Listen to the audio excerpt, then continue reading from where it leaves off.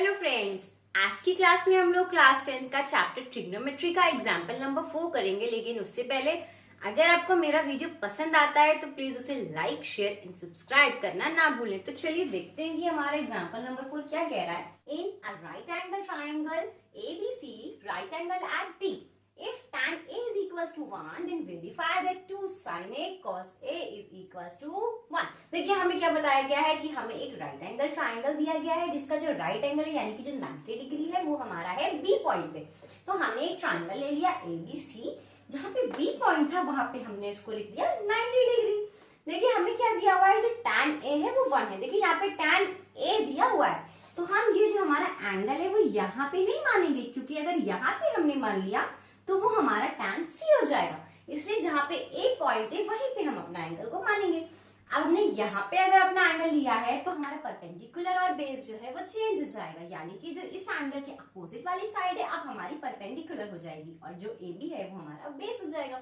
tan A हमको 1 दिया हुआ है, हमारे डिनोमिनेटर में कुछ भी नहीं है तो हम उसको 1 मान लेते हैं।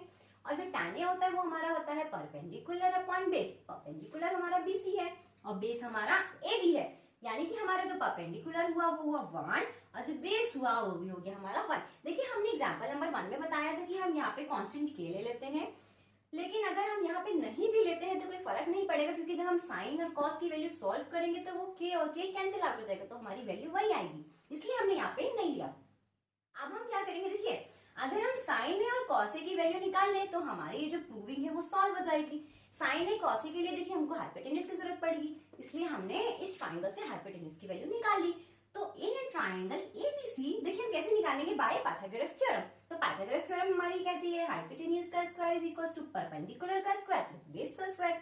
तो हमने क्या किया, हाइपोटेन्यूज हमारी एसी है तो हमने क्या कर दिया, एसी का square is equals to AB का स्क्वायर प्लस बीसी का स्क्वायर। हमें एसी का स्क्वायर निकालना है यानी कि एसी की वैल्यू निकालनी है। तो हमारा एबी दिया हुआ है 1 और BC दिया हुआ है 1, तो हमने 1 का स्क्वायर प्लस 1 का स्क्वायर किया। 1 का स्क्वायर तो 1 ही होता है तो 1 प्लस 1 और हमारा हो गया 2।